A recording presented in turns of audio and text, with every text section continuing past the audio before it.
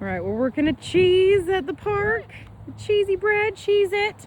We have another little dog working through some reactivity. She's a little spicy with the dogs, so it's good to get him out. So working on being neutral, so with both dogs. So with her, I'm not letting her go up to cheese, and cheese isn't going up to her.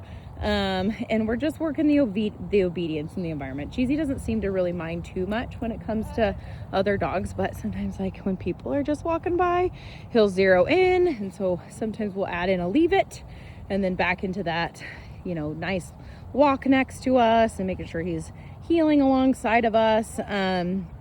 Doing really good there. So other things that we're working on is like a sit stay and a down stay. So sit and down are different. I don't want him to pick. So right there, he's like, I would rather down. It's easier. So we're going to make him sit and just really follow through with that.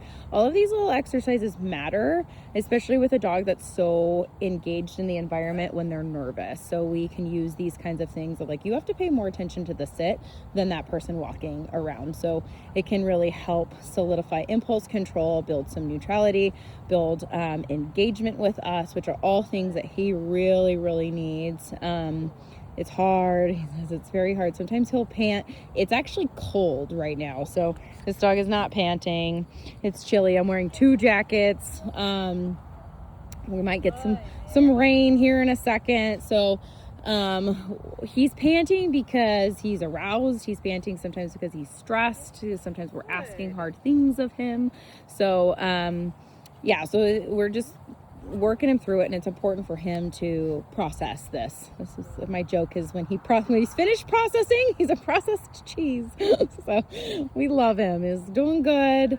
But yeah, just following through is really, really important. So even though, so he's like, oh, that's really hard. Like Dana sits down and he would rather run to her because it's easier, right?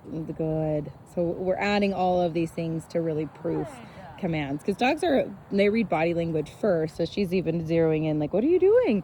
So they're going to read that body language, and a lot of when we have anxiety, the dog feels this need to like respond to that. So body language, whether it's excitement or whether it's nervousness. So sometimes with him, he's like, we had an experience where 2 kids actually came up to him at the park and they wanted to pet him.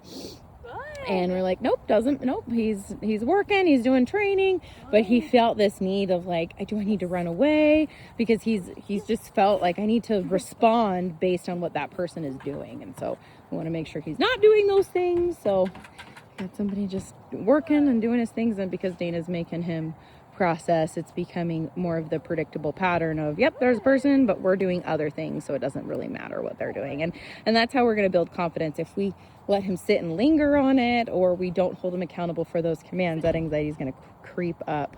So doing good.